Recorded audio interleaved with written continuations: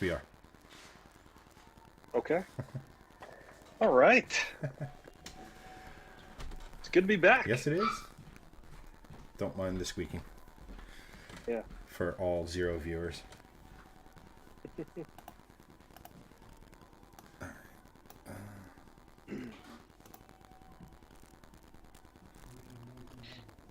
That's it.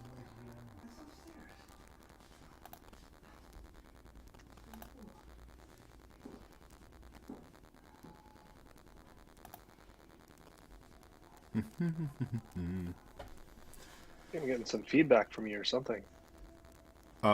Nope, Um, never mind.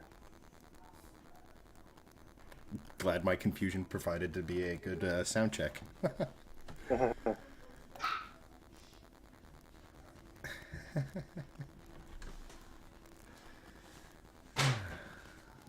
we go. There's that. Close. Are you? Yep. All Oh, there right, we we've go. We got some got some people people coming in here on. now. Hey, All right. what's What's up, going on, Frederick? guys? Welcome back, fellas. Yeah. It's good to be back. We've been away for 2 weeks. Sorry about that, guys. Yeah. But we are back. And question of the day is, what's your favorite motorsport?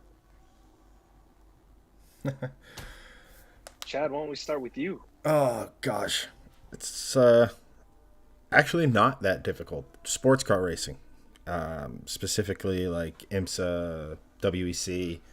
Mm-hmm. I love the fact that in a couple years we're going to have a ton of manufacturer involvement in prototype. Yeah. GT ranks, the GT ranks are going to be filled with GT3 machinery, so that's going to open the door to a ton of different cars. Endurance racing is just on another level to me. The tech Yeah. involved for a while, they were the most technologically advanced cars with the e-tron Quattro from Audi and the Porsche 919. They were more, their hybrid systems at least were more advanced than what you see in F1. It's just Yeah. That's cool. it's a really, and it's a variety, right? You see prototypes, you see GT cars, pros, AMs. It kind of covers all the bases and all that other stuff. F1's a close second. Mm-hmm. Yeah, F1 is currently my favorite form of motorsports. I don't know if you guys watched the race yesterday in Miami. That was So that was. mildly What interesting. did you think about that one? Yeah, that I was. mean, it was It was kind of boring in the beginning, I think they had some but track issues too, like that one chicane nobody liked, and yeah, I think parts of the marbles, so the abrasiveness of the track, and I think little pieces hmm of like pebbles and stuff were coming up that made the second line uh, pretty darn difficult. yeah. Doesn't help that it's just a huge that was converted at Yeah, but some they did a point. hell of a job of hiding that fact. Yeah, yeah. You couldn't really tell. It It just wasn't looked like like a normal. Yeah. it wasn't like the old Vegas race that was in the Caesars parking lot, and all it was the Jersey barriers and a parking lot. Like it was like Yeah, you couldn't even tell it was in Caesars. Like like that's why I'm like stoked yeah, that the race next year is going to go actually on the strip. Like I cannot, yeah. that's going to be No, so cool. so excited for that. Yeah. And so that Miami, and then also wearing the shirt right now, Coda Circuit of the Americas. Are you going back Barely this see year? it. Um, I don't know. I think I'll try to check out other race locations, but Montreal would Austin be a was good pretty one. cool. Montreal would be good. Or Yeah, the track in but Mexico City is freaking amazing. I love that track. I love how it yeah, just literally drives through a baseball stadium and nobody seems to care. It's like yeah. so Um, so but yeah, in Circuit of the Americas, that's a pretty cool track. It's got like the meanest uphill first corner. It's just like this long straight uphill, and then you just like dive bomb. So pretty dramatic turn. yep.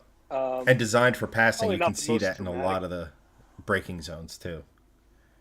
Yeah, Do you know yeah. what that Do you know what that hill they go up on turn one is actually called and why it's called it? It's like the big something. Nope. I don't remember. It No, sounds like a what famous it's F1 driver, Phil Hill, but instead of Phil, it's oh, Phil Hill. Fill. Because literally when they were Okay. digging out everything, because like I don't know if you saw, like they were really good about like showing you the process to building the track, and like they had the level Hmm. ground, and then they dug down to where they put the different layers for the track itself. So they had a lot of this material and just basic construction with the track and everything, and they had all this material, and in a similar way to Yeah. how the corkscrew was created but in the opposite direction, at Laguna Seca, Hmm. when I say corkscrew, as if motorsport fans didn't pick up on that, they literally, that's all the fill from the dirt that they had, and then they graded it Yeah. and they go, hey, this is kind of cool, and that's how it kind of came there. That's cool. But real quick, we'll touch on a couple comments here. Celia Craig, she loves cars because they can turn them into beautiful machines if they're not already. Nothing like a 69 Chevelle 454 big block and that sweet sound. That's awesome. Nothing like an American big block. Brooke McLaren Nicholas, because they're rolling art, because when built the right way, they haul ass and handle the is. I'm guessing the S's was what we meant there. Like nothing like slamming gears with another badass car right next to you doing the same. Absolutely That's love cool. that. Yep. Frederick Peterson, back to motorsports, goes to the race in St. Pete every year. I think that's the Indy races, if I'm not seriously mistaken. Um, Antoine letting us know that we did not submit for PTO the Hey, last what's 2 going on, weeks. Antoine? Um, Right. Yeah. like, look at that. Literally Yeah. talking about you guys, not me. Well, that didn't last very long. Yeah. But yeah, so let me ask you a question, Hanson, and it kind of goes in with a couple of our titles. Why do you love cars? Oh man, why do I love cars? Well, I like mechanical things, and nothing is well, cars are very complex mechanical things currently, right? Yeah, they have like engines, pistons. So I've always wanted to be. I'm an engineer now. I've always wanted to be an engineer when I was younger, and seeing cars and stuff and like how they work, trying to understand how they work, was really appealing to me. So that's that's kind of like the number one reason why. But also, I mean, they look cool, right? It's like the whole idea of uh, cars are basically freedom, and you could just like go anywhere you please, and it's like it's a very liberating kind of device. It's like you could just jump in, just go wherever you want, and the only limiting factor is uh, gas. So, and time too. Now, as I'm getting older, it's like, oh, there's not enough time. Yeah. But there's just something about cars that's like very, you know, I hate to say calming because that's very fast and furious-ish, furious-ish. But it's yeah, cars are beautiful. They're mechanical things that are just very interesting. Um, yeah, and they look cool. So, and I love to go fast. How Yeah, I mean, about you? I would say a lot of the same, but like, those would be like B and C reasons or the podium positions. I love vehicles or cars in general because of the ability of the canvas that they provide, right? As everyone who watches our stuff knows, is that I am not shy about modifying my vehicles for various different reasons. Make them faster, make them look cooler, make them louder, just make them mine, right? Yeah. I love the idea that I could start, like, let's take the Mustang, for example. I can start with the Mustang, which is fairly common, and that I can put more power into it than the GT500, make it look kind of like it, but still kind of like, be different and everything like that. The manual gearbox, Hmm. like, like probably the biggest joy I get out of cars is parts shopping. A lot of people will Oh sit on yeah. like car gurus and scroll through cars like, oh, look at that Lambo or look at that Viper or this car, that car, all this other stuff. I love just being like, I can't tell you how many hours of my life have been spent on sites like Lethal Performance, just scrolling like, oh, that's cool, that's cool, that's cooler, that's like, yes, like, and then just like building a car in my head. And that's like, you know, we get some comments on some of our videos, especially on the second channel now, where we're featuring the Volvo content again, where people are Yeah. like, get rid of the Mustang, bring back the C30 and everything like that, and all that. But like, I love the fact that I have the opportunity to now, like, all the parts that I was like, oh, I want that, I have from a mechanical perspective. I think the only thing I'm lacking is a thermostat. I ordered a short throw slash remote shifter relocation kit this past week, and a carbon fiber drive shaft. So yes, the first piece of carbon fiber on Wow. my car will be non-visible but fully functional. Not so much for, and the reason was not so much vanity, but it's actually a little bit safer, just in the nature and way carbon fiber drive shafts fail versus, say, like an aluminum drive shaft, which is more, I don't, explosive is not the right word, but it kind of goes like this, where like a carbon fiber drive shaft Yeah. tears. So Yeah. and it will cause, and if it Um, fails, it causes less tunnel damage as well. So while the performance is great, it's not so much for that. It's more just in case it fails, which I'm not planning on having happen, mind you. It's not, but I want it. But that's my failure point, because everything I've researched and looked into is like, that's kind of, as opposed to the clutch, the transmission, which are very expensive fixes. The drive shaft is a little over $1,000, which sounds like a lot of money, but compared to like the $2,000 axles that are going into it, the $4,000 mhm. built trans, the $2,000 clutch, Right. like, it's the fail point that I kind of wanted to build into the system to protect the other more expensive stuff. Yeah. So, kind of before we deviated, but kind of going back to what you were saying about just like shopping for car parts and stuff like that.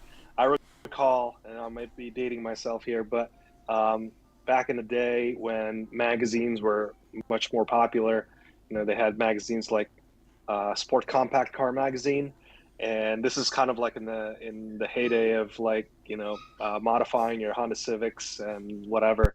Um, but I just love like reading those magazines and just like looking at the advertisements and like thinking about, kind of like building my ambitious Honda Civic through all of, with all of the available parts on the ads and stuff. So like looking through the wheel catalogs and looking at all the suspensions that I can get.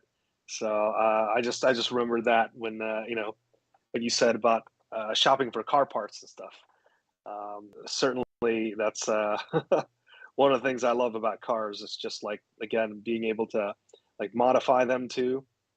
Um, but yeah, that's great. Um, but yeah, so what else about cars? Man, again, they look awesome, and I've been playing a lot of Gran Turismo, and that video game has allowed me to kind of like try out different cars like and that's kind of like it's they call it the real racing simulator or something like that, but it's a really great place to learn about like car control because I did like a lot of autocrossing a couple of years ago, and that was a really great venue to learn like car control, front engine, rear wheel drive. I had a BRZ, and but it was at a course, and it was like only 60 seconds long, and it was just that one specific car. Now with like games like Gran Turismo or like Forza or stuff like that, you could kind of like you know just jump into different cars and then like try out different tracks so good that you could actually learn about car control with different layouts like front engine, front wheel drive, or all wheel drive cars, and mid engine, rear wheel drive cars. And so, yeah, that's pretty cool how you could kind of like, you know, learn all of that from like a video game. But Yeah, that's get, another. That's like, gosh, video games and cars. Like, I think that you're venturing into Antoine's latest comment. Actually, the third presenter tonight, because unfortunately Greg had a work thing pop up. But you know, he loves cars, movies, and video games. Is what got him into cars. Very similar, you know. You Yeah. get a job, save up, and buy your own. It's a different excuse me, it's a different experience because it's the real deal. Like that's the thing. Like the video, I remember playing GT2, and then into Yeah. 3, 4, all these I think things. And like the coolest thing about this game and Forza was the fact that all other games prior to that, it was like, here's your car, get good with it, and that was it. And Yeah. these games, you could actually modify it. So again, it goes back to like playing that fantasy build, scrolling through parts websites. You could actually do it in a virtual environment, but again, but it was just it was so cool to learn. It was more to learn about that culture. I'll be perfectly honest. I was into cars at a very young age, but I didn't get into modifying them until the Fast and Furious franchise. A Yeah. couple of my buddies Sure. in college actually were entrepreneurial, and they ended up with a parts website. So we ended up doing a bunch of stuff with that, like modifying a Ford Focus, because duh, like all that sort of stuff. Like it's just again, it's I drive around in my Mustang and I see other guys and stuff, and I look like it may not look it, but my Mustang is different than that one, or it's going to be different, Hmm. or currently the Volvo is filled with parts to make the Mustang faster. Sorry, Volvo guys. Sorry. Yeah. But yeah, it's just I mean, end like I mean, I kind of feel stupid for not even thinking of this sooner, and I think it's something we both should have thought of. But I don't know, man. Like cars, probably one of the foundations of our friendship. Like, you know what I mean? Oh, I think so. Yeah. I remember pulling Yeah. up, meeting you for the first time, and you were that guy with the Yep. Evo, and we Yep. sat underneath Still the remember tree that in day. front of our buddies. Well, it was your house, but Uh, the house yeah. in Fort Vincent, and Yeah. I just remember Yeah. standing under that tree, and we were talking about that car for about hours and stuff like that. And it was just like, Yeah. it was like I never knew you I do before remember this, that. but like, yo, let's go. We actually got the steering wheel in that house, if you remember, and we were playing, I think, Gran Yeah. Turismo or whatever for hours, Yep. trying to get Yep. best laps and stuff like that. Like, Yep. I think more than anything else, That was it's the cool. camaraderie that you share in a garage, and like, I totally agree. Yeah.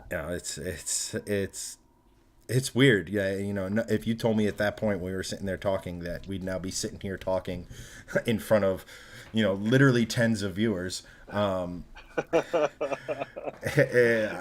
But I mean, it's really cool. Like it's cool that Oh like yeah. not only was that like a foundation of like a really good friendship, it was also like it led us down this path and what shifting lanes the primary channel became and what we're hoping to get the second channel to, and everything. It's just a fun experience. And like I just remember unfortunately Greg's not here, but the road trip we did down to the Dragon and just that Hmm. experience. Like I remember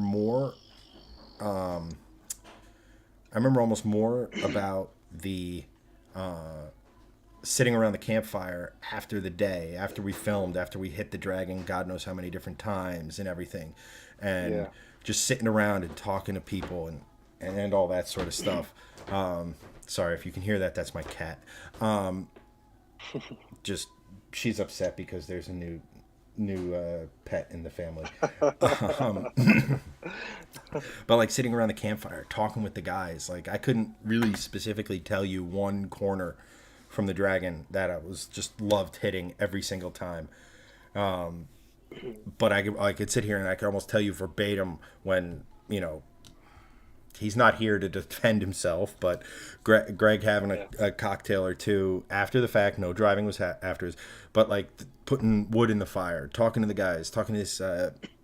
I'll never forget I never met him before, but Mason, and he's building an all-wheel drive Rallycross C30.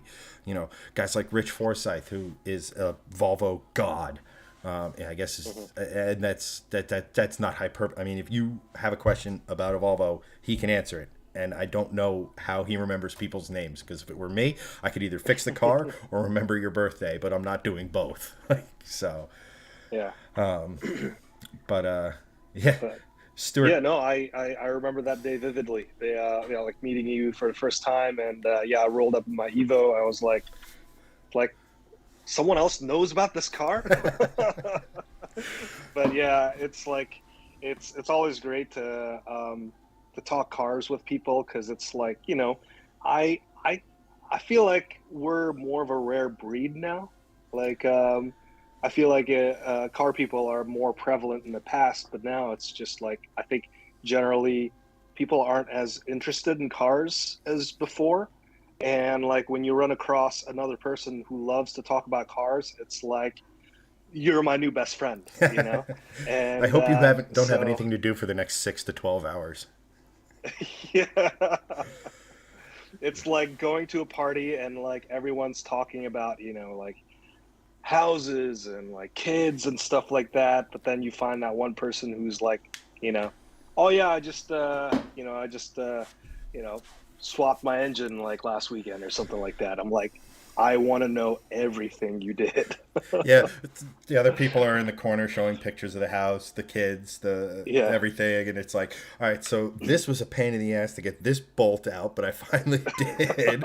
Uh, here's, it's like baby's first steps. This is car's first Yeah. startup, like all this other stuff. Like, It's like, this was supposed to be a 20-minute job, but then this bolt broke and then yeah. commiserate in the shared misery, but like, I mean, that's the other another thing. There's nothing quite like finishing a project or like I remember when we did the exhaust on the C30 and that first startup, you know, and it's like Yeah. you could stand back and say we did that, you know.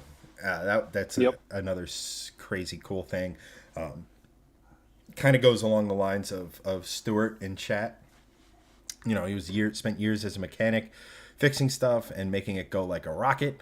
You Nice. know, Trey Chandler, SRT.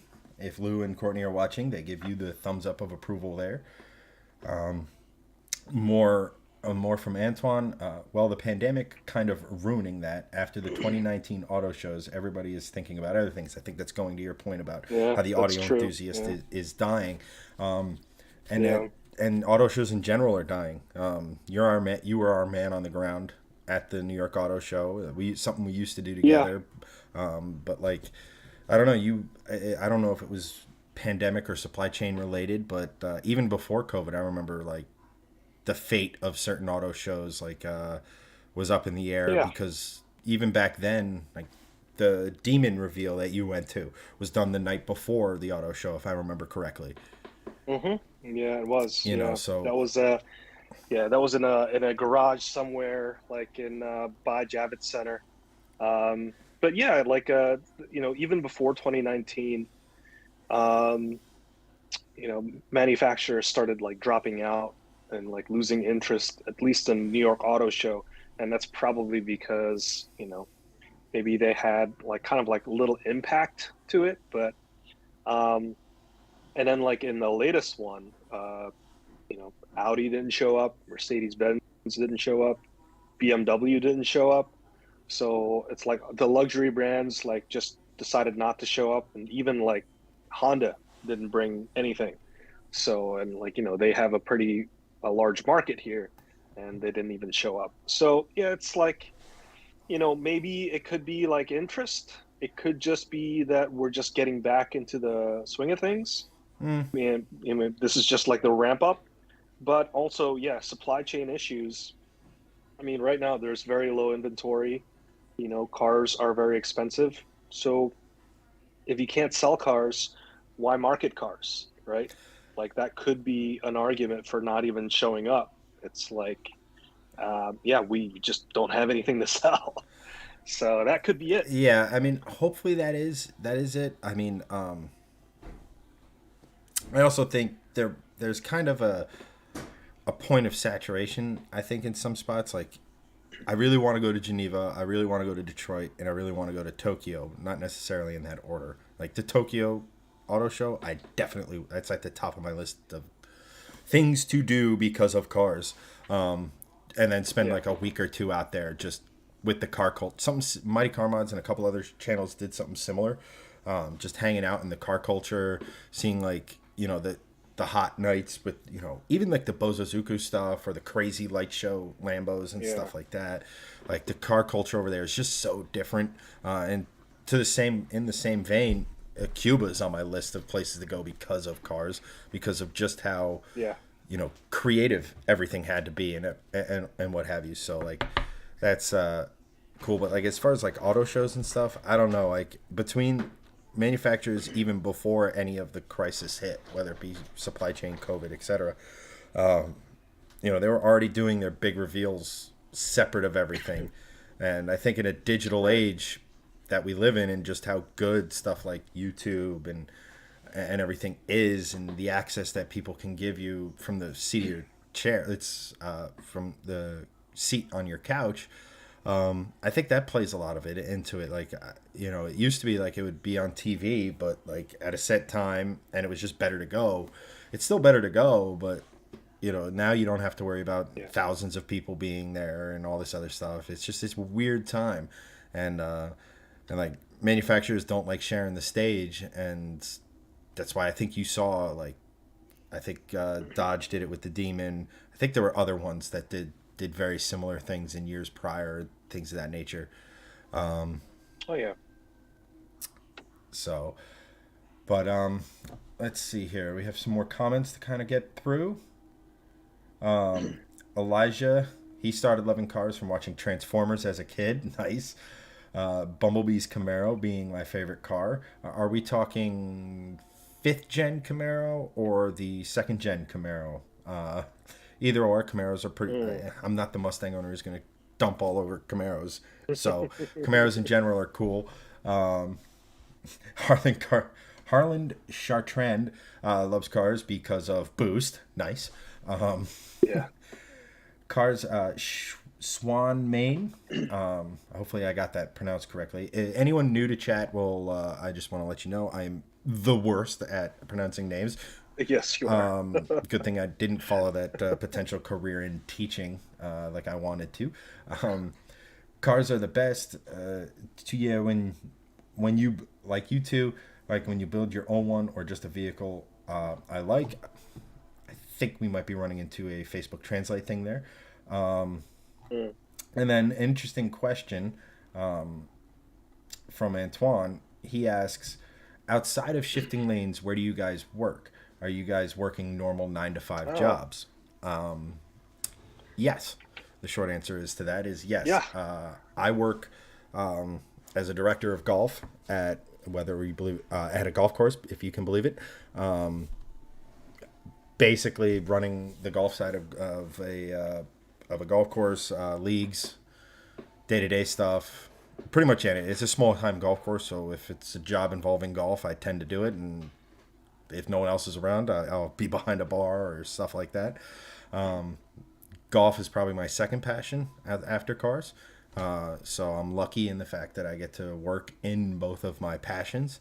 General public is the general public, and that's where I'll leave that before I say something that gets me in trouble. But it's great. I'm a people person. Again, I see thousands of people a week. As weird as that sounds, I shouldn't say thousands, hundreds definitely. And I get to see a ton of people. As you can see, I'm kind of a social individual, so as made by the fact that I'm sitting in front of a camera talking to complete strangers.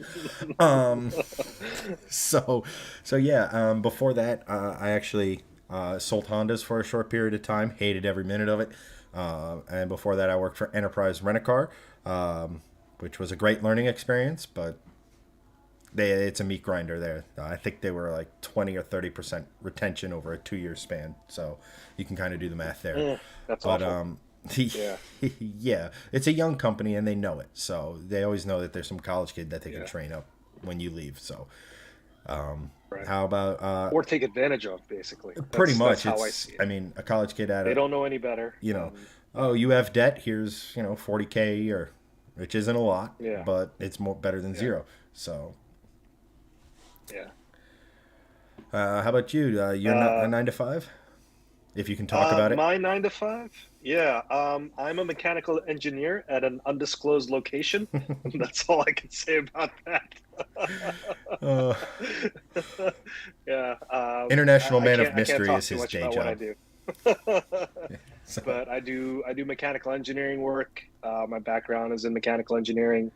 I actually had the chance to go work for Honda R&D and that was a really cool experience. They basically, it was like a mass interview. They flew a bunch of us out to visit the Honda facility in Marysville, Ohio. And if you guys have ever been there, it's uh, the middle of nowhere, and yeah, it's in the middle of nowhere. Like you have to drive 20 minutes to your closest Chili's or Target or something like that. But anyway, it's maybe it was like 30 or 40-minute drive. That's how far it was from like civilization. But that was back in 2006. But that was a really cool experience because it was like again like a big interview, and then we got to interview with like different departments. You know, there was like a kind of like a seat engineering department. So there was a group dedicated to like the material science and selection, and also the design of like seats that goes into Honda cars. And then there was another kind of like engine department too, and just like a bunch of other different departments. And the most memorable part of that interview was that they actually took an Acura MDX, which was at the time was like a $40,000 SUV back in 2006 dollars. That's a lot of money, still is a lot of money, but they crashed it for us, so we got to witness a live crash test. Of course, it just coincided with the test, but it was really cool to kind of see like all the instrumentation of the car, and it being run against like a wall. So that was a really cool experience. But I really didn't like the idea of living in the middle of nowhere. So eventually, I kind of just kind of had to turn that one down, which I don't know if that was a mistake or not, but it's like I feel like had I gone into the automotive industry as a career, I would have hated the automotive industry. Yeah, that. Whereas right now I'm doing something else, and I get to be in the automotive industry a different and Yeah, a much more enjoyable way, on where your I own get terms. to on my own terms, and I get to test drive cars, and I get to write about it, and I get to you know make YouTube videos talking about cars. So I enjoy that a lot more rather than like engineering like one little widget for like a car Yeah, somewhere. like because everybody has this misconception of like I'm an automotive engineer. I'm gonna go design cars. No, you're gonna design the mechanism that moves the seat back and forth. Like like you Yeah, said, like and like maybe yeah, eventually you'll get to work on the cool stuff, but like the cool stuff doesn't move the ticker.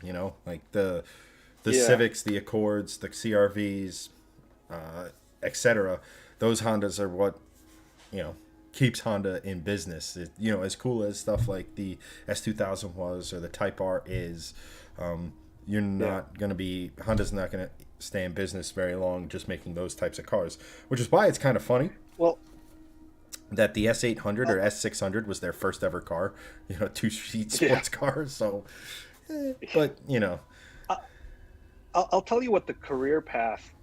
This is again just based off of what I've heard from various people and things I've read, but like the career trajectory of a kind of like an automotive engineer.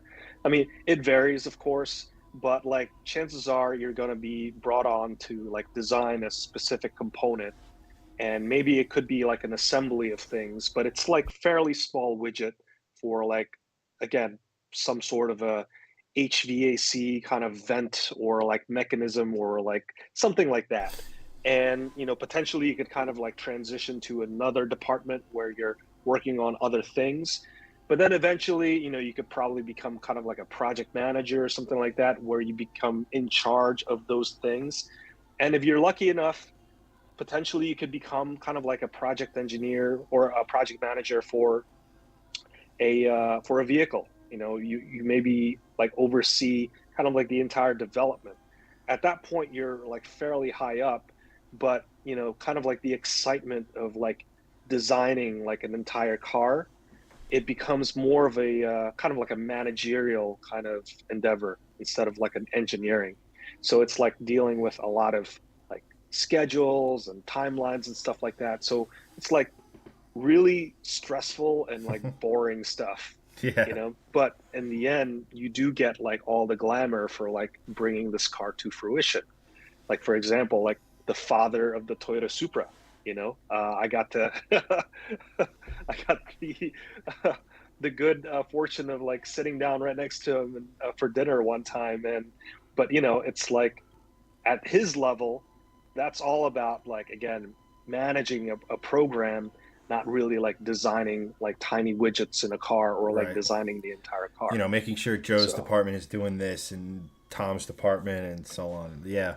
And yeah, people can suck, so that, I could see why that would suck some of the joy out of cars. right? If like, yeah, Yeah. but it's like anything else. Like I said, like one of my biggest passions is the game of golf, and there are days where I don't even want to see a golf ball or club or golfer. Yeah. And like, luckily I haven't resented it. There's a lot of people who get into this into the golf as a career and end up trying to go through the pro program, and 2 3 years down the road they're like, you know what, this is a lot for not very much. I could be making triple this over here in whatever sales job or something. So Hmm. like it's definitely an interesting industry. Yeah. It's not as interesting as I would say as like engineering can be from a design perspective, even if you are designing widgets. Yeah. But like I said, it suits me because I'm a people person. I like people. I like dealing with people. Well, good people. It is like in any job. Jerks stink. But Yeah. as a general rule of thumb, spending most of my days actually interacting with different people is a definite perk of the job. Mhm. So, what else do we got here? Looking at the comments. Um, let's see. Antoine says, to be honest, Chicago is becoming the only auto show that has stayed true to not canceling the auto shows in 2020 and 2021. How cool was it that Chicago said, we're still doing the auto shows? They refused to cancel like Detroit, LA, and New York did in previous years. Yeah, that's true. Yeah, Chicago did hold the auto shows. Um, the actually, funny story. Detroit Auto Show used to be like the first in the year, so it's held like in January. Um, January, yeah, because I remember I've been there twice, and it's always frigid. Like Detroit is just extremely cold, and so for 2020, 2019 was the last Detroit Auto Show that was held in the winter time and or in January, and they were like, next year we're just going to have it in like the middle of June or something like that. And so that one year, that January 2020, it's a good thing that they didn't have it, because that potentially could have been like a massive super spreader, like the first one in the country. But yeah, so they didn't have it. Instead, they were supposed to have it in like June, but then that was canceled, and then that's when everyone just did not have auto shows. So yeah, but Chicago, I feel like that's a fairly medium-sized one. New York and LA auto shows are pretty, and Detroit Auto Show are the big ones.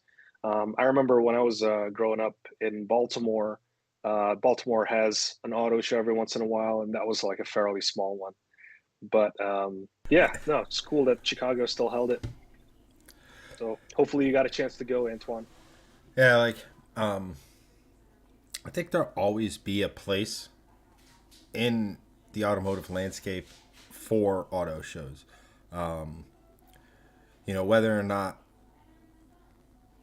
multiple per continent is, or time zone, or whatever, however you want to delineate it. Like, Geneva's the big one in Europe. I believe London has one as well, but it's kind of a smaller niche show, similar to like how Washington and like like even like the LA Auto Show. I think you went to that one year too, if I'm not mistaken. Yeah, Uh, I think I just went there once. Yeah. but like in the United States, the big two are Detroit and New York. Detroit is usually where like all the exciting fun stuff from American manufacturers comes out. Generally, I mean, obviously there are exceptions like say the Demon or like a couple like random special edition Mustangs and stuff like that. But Detroit's usually where like the big stuff for uh, comes out, and New York's kind of that consumer based auto show, which there's still a Yeah. lot of cool stuff. Like one of my best memories was literally sitting in the Bentley booth drinking champagne, or it might have been wine, or it might have been a lot, and that's why I'm misremembering. Um, I think it was champagne. Yeah. but and just sitting there and literally walking around a Bentley Continental GT3 race car, which I know is absurd on the face of it, but that's why GT3 racing is great because that can compete with a Ferrari and an Aston and a Porsche. But and talking to Chris Dyson for like an extended amount of time. I don't know exactly how much time it was. It felt like hours, and I'm sure for him it felt like days. But talking about the race program, all the stuff that Dyson has done in the past, like they used to be big in with like the Mazda prototypes that raced in ALMS and stuff. Just talking to him about that, and their love for like Trans Am back in the day when its glory years when it was epic and everything like that. It's still pretty cool now, but they're all basically the same car. It's just different bodywork, kind of like a road course NASCAR. Um, but like just sitting there and talking to this guy who has no idea who I am, has never heard of my publication, but he just loves cars and we're talking away with it. It's, Yeah. it's it's so cool. Now I understand like maybe the average Joe going to regular days doesn't necessarily is afforded opportunities like that as often as we were when we went to these shows. Um, but it's just super cool. But back to my original point is I think there's always a place for someone to sit here and display their new car or their new tech or their new whatever you want to call about in the flesh. There's always going to be a kind of desire to see something in the flesh. What I mean, granted, as far as I'm concerned, if it's a crossover or an SUV that isn't like a Bronco or Wrangler or something that I find interesting, Yeah. it's kind of eh. But like I feel like there's always going to be that, and it'd be a shame to see them go. But I think some of them have to for the others to survive, because otherwise, it's just how Mm. many times can you say like, here's the new Accord Sport, here's the new Accord Sport SE, here's the new blah blah, and down the line, and I'm not even talking about like, like Yeah. the cool Mustangs were launched in Detroit, the Shelbys and things like that.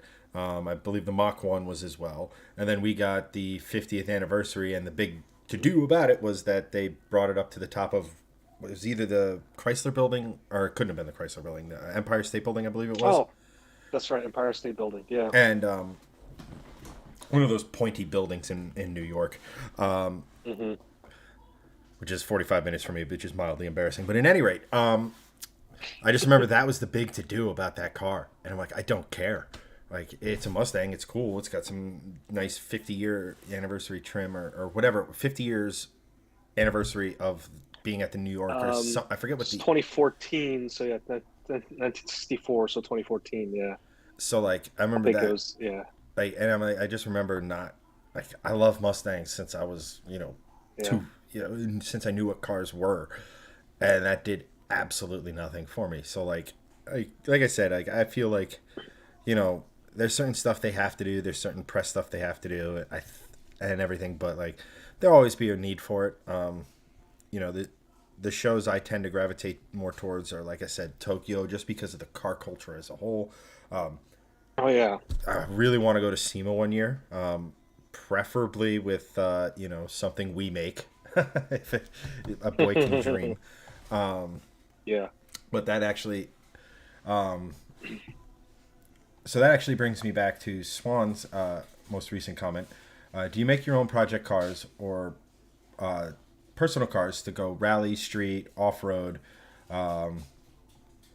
You know, uh, I think Hanson, you were kind of turned right off of the project car or modifying car yourself, seen by that S60 of yours. Yeah. Yeah. So, I mean, it's, I think I was turned off because of convenience. It's like, it's hard. Listen, I love modifying cars. I love working on my own car, but it's like, when you're working on like a slanted driveway in the cold and there's no garage, it's like, you can be turned off from that fairly quickly. It's like currently my house right now, I don't have a garage, but like, you know, hopefully someday I'll have a garage of my own and then like I could kind of like work on my cars there. That would be awesome. But I was turned off with the S60 or the S60R because we were working at your facility, Chad, and it was a maintenance facility, and which meant that I had to drive 45 minutes, which that's not a long drive, but I had to go to location, had to have all the parts with me, and I have to get the work done and reassemble the car that same day. So it was like if something went wrong, if I broke something, or if I didn't have a specific part, that means that I had to reassemble everything, get myself home, and again, that was like a lot of undue stress. Yep. And I ended up spending some pretty long nights in the cold, and you know, I wouldn't say I'm turned off by it. It's just like, you know what? I'll wait till I have the right facilities to work on these things again, because I do eventually want to build a kit car. I want to build a like a factory five, um, Type 65, or the Cobra kit cars, um, because I just find those things to be really interesting. It's like you basically buy a kit and you buy a donor car where you basically, buy a used car that has, you know, served its, maybe 80% of its life for another owner. And then you basically just transplant everything in there and put it into kind of like a lighter platform. And that car can go for, many, many more years. And the idea of like building your own car, putting everything together, I mean, that's like an engineer's and also an automotive enthusiast's dream. So that's definitely something I want to do. Again, once I have a proper garage, I'll definitely have like one of these kit cars sitting in one of those bays, and the donor car sitting out somewhere rotting. Yeah, I think that's like a really cool. I guess the best word is like ambition, because Yeah. so it's a car that you built yourself, but it's also designed to be built yourself. Like, you know what I'm saying? Like, it's not Yeah. like, you have to figure out any of the fab work, or it's not like, okay, I could do it this way, but that means putting the engine in from a weird angle or something. Like, it's designed kind of to be not only to be a epic machine, Well, but also it could be put together with like your basic mechanics tools, basically. right. That's what I'm saying. Like, So yeah. so So in reality, it's really like a kind of like a how cars were made back in the day, because you didn't really have um, special tooling, and parts had to come together pretty easily so they could all be hand assembled. This is what that is basically like. Obviously, there's a lot of engineering that went into like the tube and stuff like that, and like the mounting points. But in the end, like the common person with the right set of tools can put this together. So it's like I imagine like back in the day when when the real versions of these cars were sold, it kind of came together the same way, except that the body was, aluminum and hand formed. So that's, or steel bodied. And that's where the complexity is. And it takes like a lot of kind of like artistry and craftsmanship to put the body together. But these new bodies are, they're just like fiberglass and they're molded and stuff like that. So, but everything else about it, it's really appealing. Being able to make the car your own way, paint it however you want. So I think that's really cool. Oh yeah, like it's definitely because it's like Factory 5 has some like really interesting stuff, right? So like you have Hmm. what you were just talking about, which to those of you that was a Daytona Coupe, which has an amazing story that I highly recommend anyone who hasn't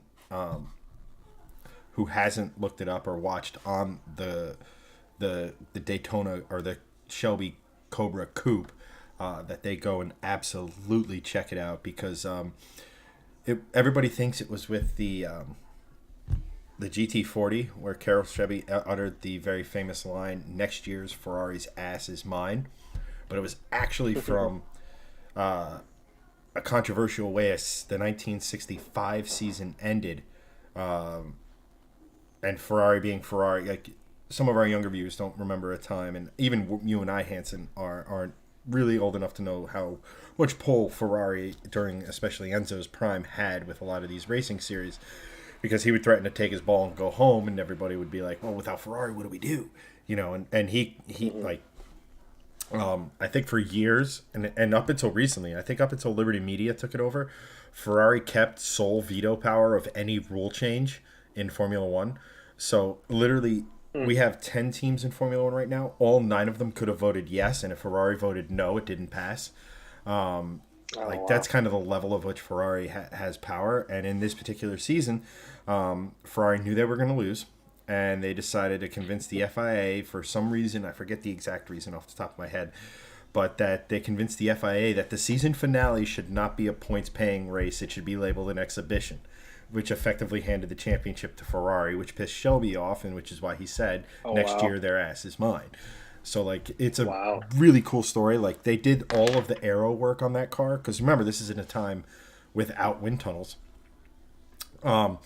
With by taping pieces of string and taking photographs as the car's driving around corners and everything. So it was the birth of like the legend of Ken Miles as a test driver.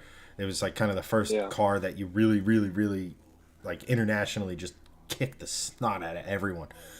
So it's a really, really cool story. But they have the traditional Cobra, which is what we're looking at right now. The supercar, which I think is this thing is really cool because you could literally throw any engine you want in it. And you talk about making it yours. Yeah. The sports like there's a whole mess of like different stuff you can do with these kit cars, and like you said, they're designed to be done with basic mid tooling. Like you don't need the specific Yeah. canoodler handle from Toyota to get the you know engine mount Right. out or some nonsense. Not that Toyotas are inherently difficult to work on, but it's one of those things. But would you say Hanson? Well, yeah. I'm sorry. Go ahead. I was just gonna say, like we kind of touched on this earlier about like automotive engineering, about how, you kind of build your career around, you know, manufacturing or designing this one little widget.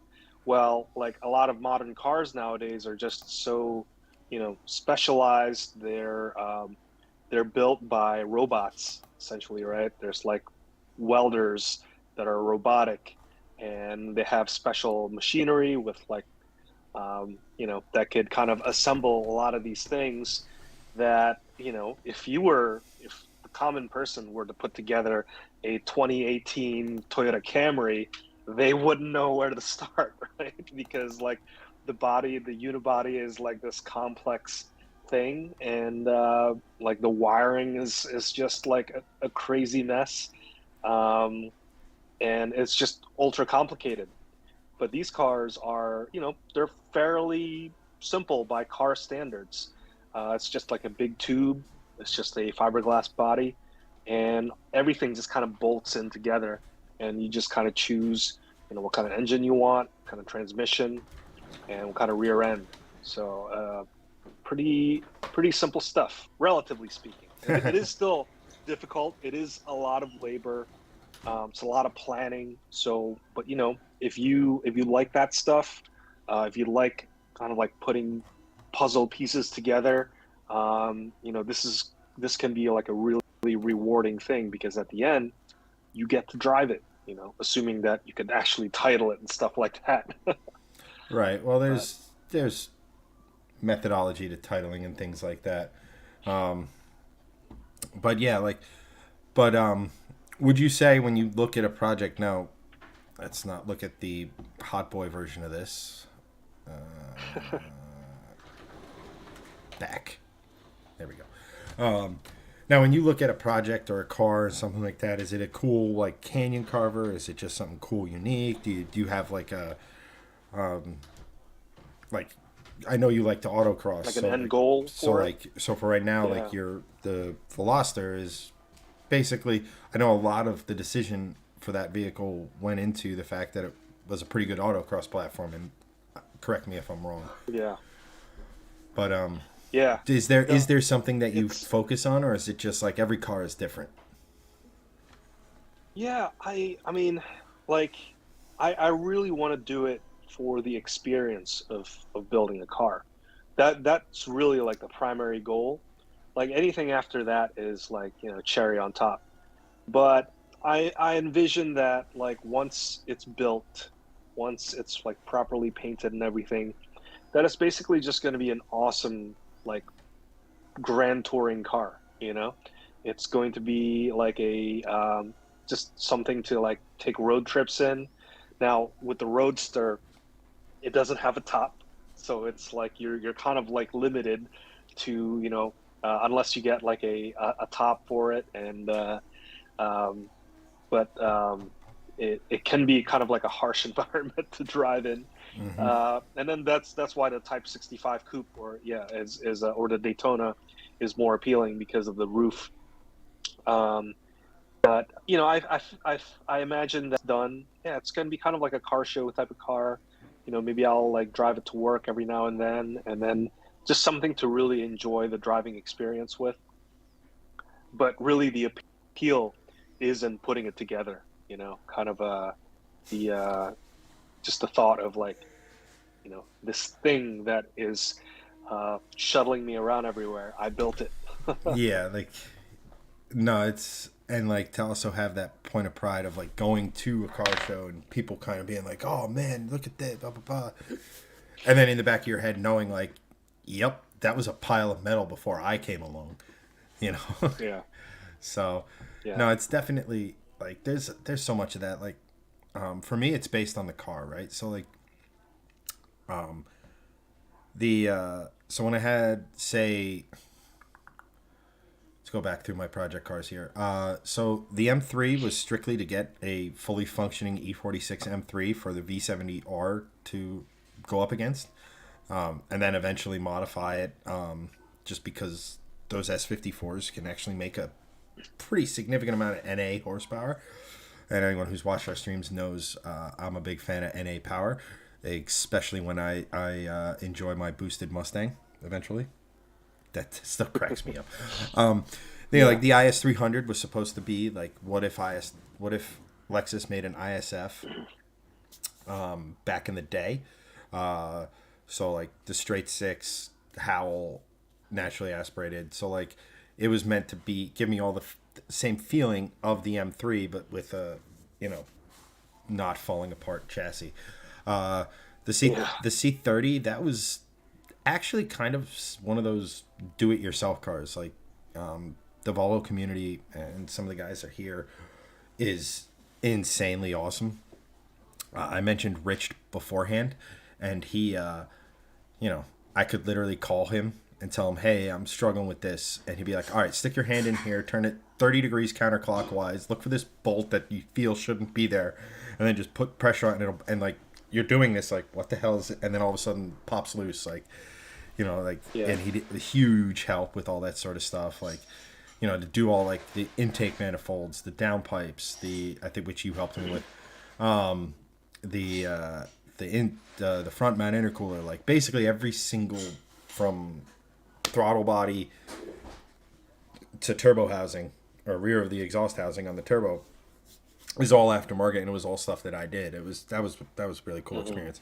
And then the Mustang, it's built to dominate wherever it goes, and still be a manual. So big Yeah. power for the strip, you know, slap a bigger pulley on it and a slightly less aggressive tune, and go autocrossing, go circuit racing, all that other sort of stuff. It's meant to be a beast of an all rounder, and fulfill Yeah. a long standing dream of having a crazy powerful car. Like that's something that I've kind of always wanted. But So how much power do you think you'll be making at the wheels once everything's put together? with the conservative pulley, so my plan with that is to get a conservative pulley, and then eventually down the road, once the whole pack, because I'm doing a lot to it. So it's not just slap a supercharger and all the supporting mods for that.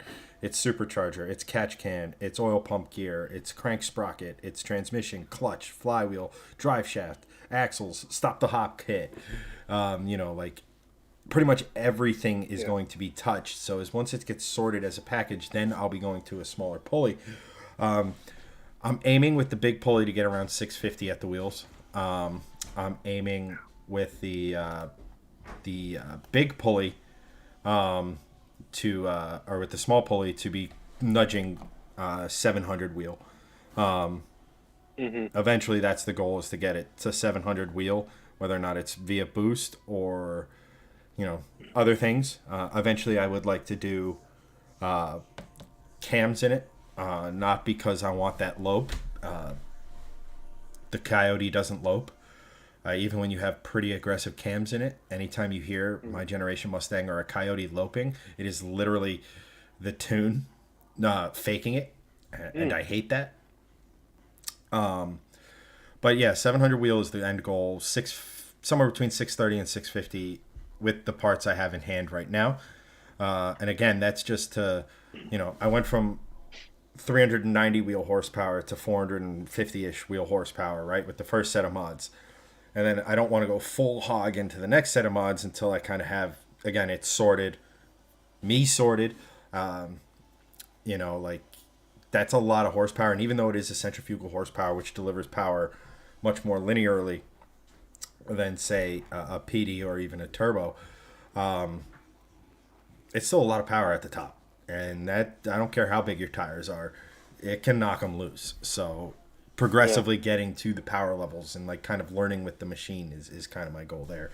But yeah, it's exciting. I mean, granted, it got bumped in a parking lot recently, and there's a Oh, little extra gap in the fender, but I was planning on replacing the front bumper anyway, and the fenders aren't damaged, and there's no structural damage. The car had been in an oh, accident good. in its past life, but I had the guys over at Blue Sky kind of give it the once over, and mechanically Mm-hmm. and structurally, it's okay. It's fine. It's safe. It's not bent in any way that's going to make replacing a bumper or a hood or a fender difficult.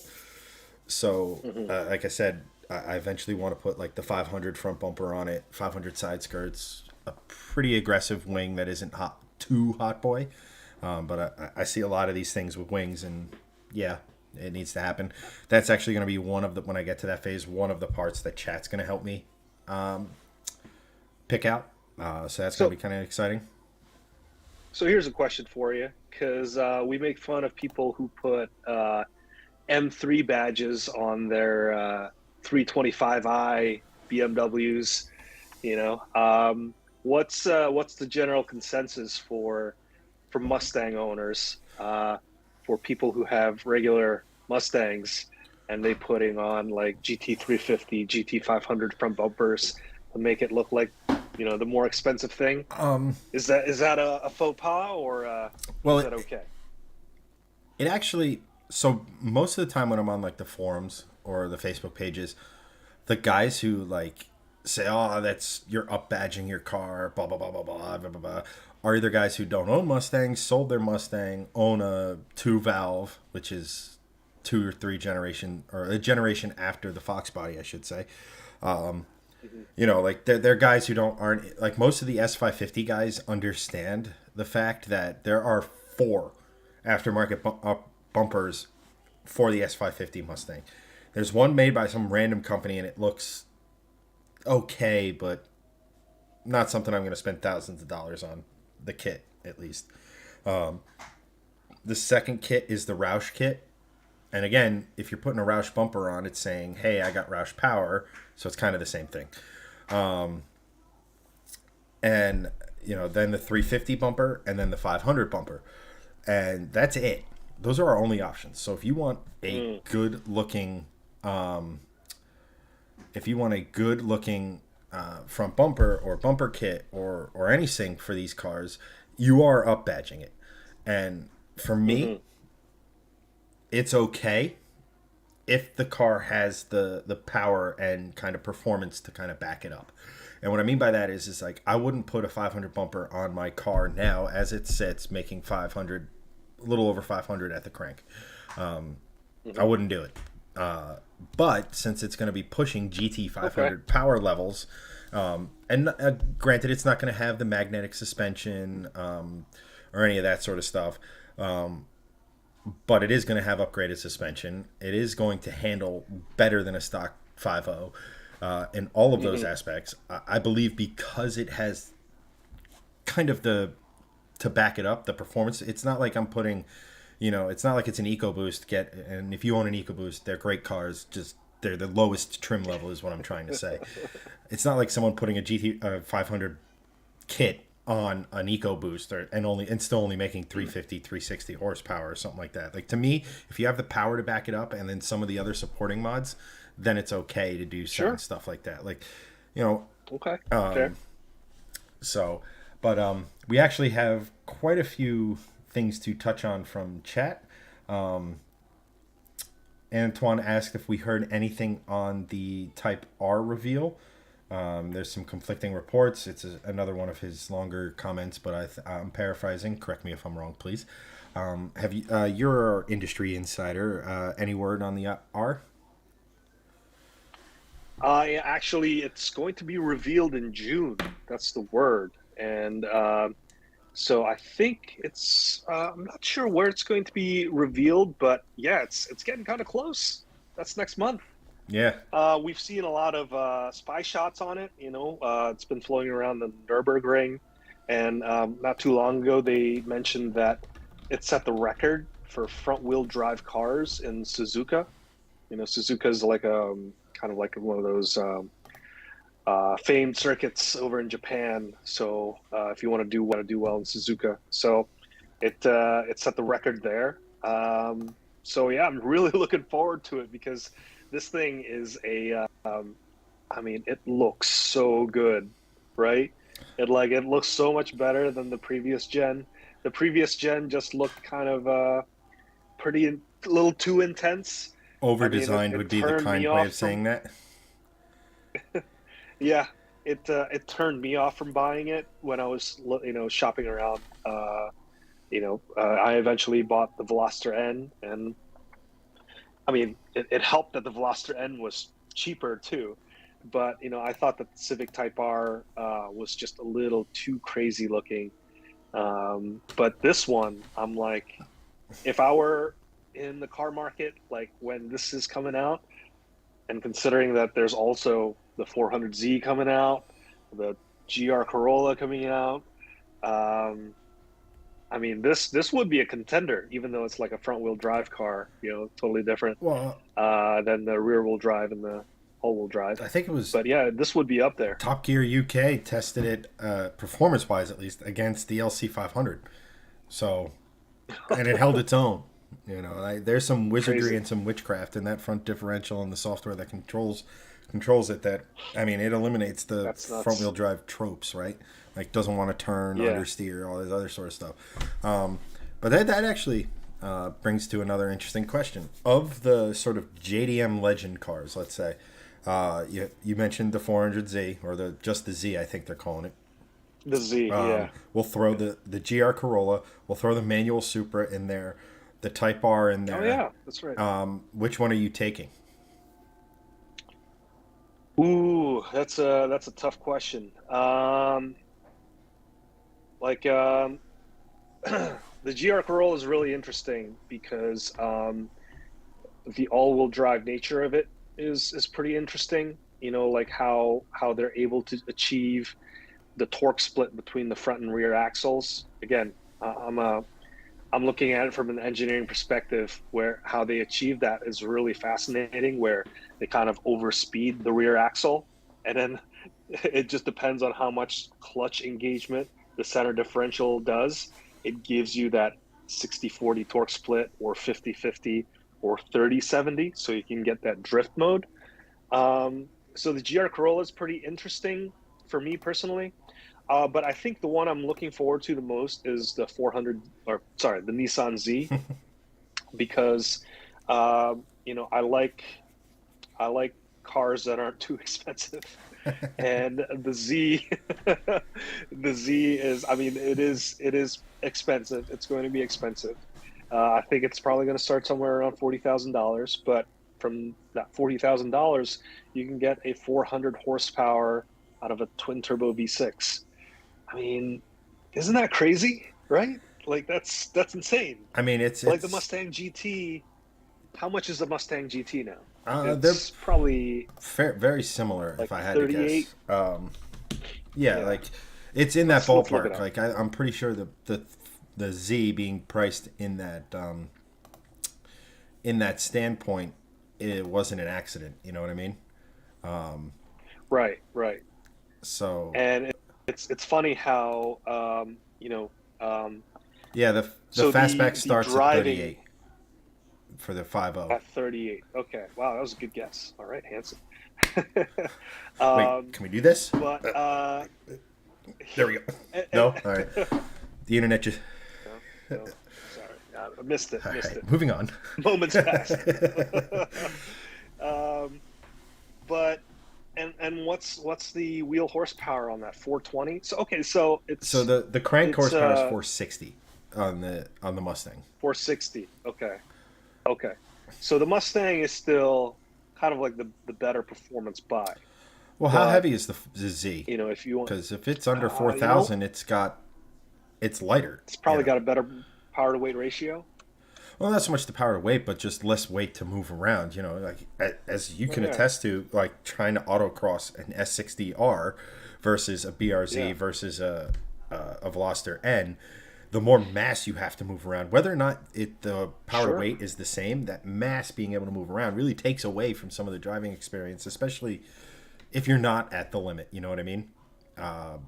So it's 3,500 pounds So that would make it about is the 400 to 500 pounds lighter than the Mustang, which Wow. is that brings horsepower, power to weight as far as straight line performance, right in line with it, and that extra you're gonna feel it. You're gonna definitely feel that lack of weight. All right, let's do a calculation real quick. All right, so 460 crank horsepower of the Mustang GT, right? Yep, And then what's the weight of that? about 4,000, like 39, like 4,000. 999, just round up. Okay, so that's oh wait, I don't know how to do math. 460 horsepower for the 4,000 pounds. So that's you know what? It's probably easier to just do it the other way. So 4,000 pounds divided by 460. So that's every horsepower needs to shuttle around 8.7 pounds. Mm-hmm. Whereas the Nissan Z uh, is 3,500 pounds and it's 400 horsepower. It's 8.75. Okay, so they're about equal. They're pretty equal. So that'd be a very interesting Yeah, straight line fight. Like like yeah, a lot of people. So the Z's were always kind of a more sports car focused than say the Toyotas, and which eventually led like the Toyotas, which eventually led to the Supra, right? The but a lot of those cars were inspired by the American pony car, especially later in life. You know, like the 300ZX, the 280Z, both versions of the 300ZX.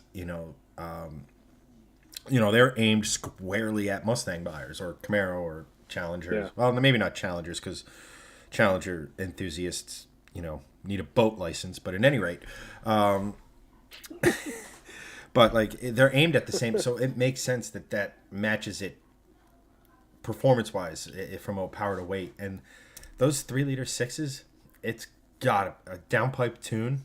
Those things can easily make power. Raucous. I don't Yeah. know the bottom Yeah. ends, but I know there's people pushing over 500, and because that's the current engine in the Infinity midsize sedan. And I know there's guys pushing over Mm-hmm. 5, close to 6 in those engines without really opening it up. So just Mm-hmm. that's insane. And like, and it's gonna Mustang, like all these things like are affordable ish, right? forty Yeah. thousand dollars is not a small amount of money to put on a car, but it's not Yeah. for the smiles per miles kind of a thing. Like, not to get corny as hell, but like, I mean, come on, what's the Mark V Supra is what 60,000? I think is the starting for the 3 cylinder or Yeah. six That's cylinder. that's up there. That's up You there. know, Well, I think yeah for the 3.0, yeah, it that's what I'm starts at around 50.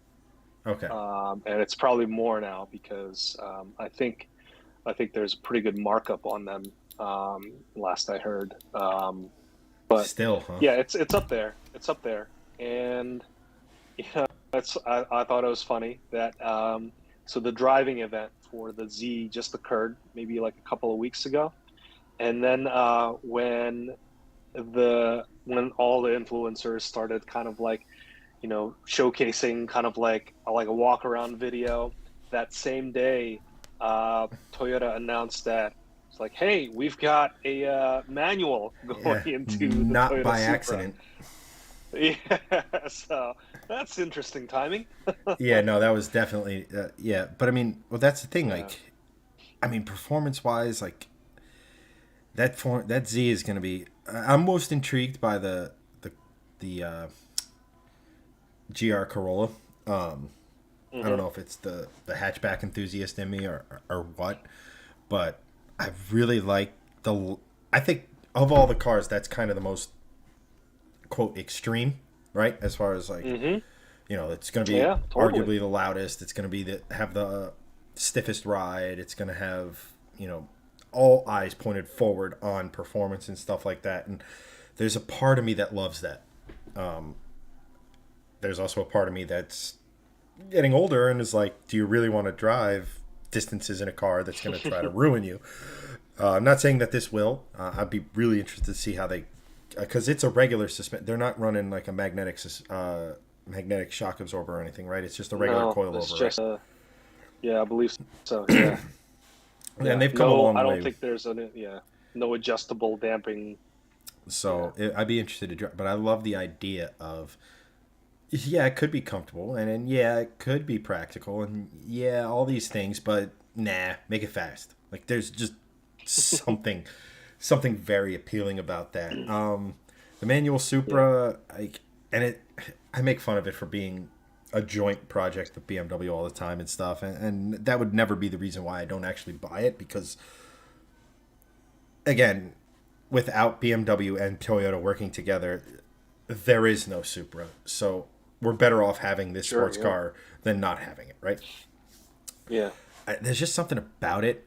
It's I think the whole idea of that they tried in my head they tried way too hard to drape the FT1's gorgeous body over Z4 Mhm. hard points, and it just Yeah. didn't quite match. Like, if they had gone a slightly different route with the design and said, "Okay, we showed you the FT1, but this looks better," like they could have gone the Dodge route and just made a more modern Mark IV or something like that.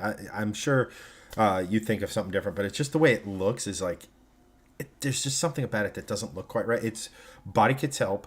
The Heritage Edition or whatever it is, the one that basically pulls everything off of the Mark IV that they could, the swooped Yeah. wing, the way the body kit sits, Hmm. that looks better, but it just never looked quite right to me. So, Well, back in 2019, before the Toyota Supra was announced, might have been 2018.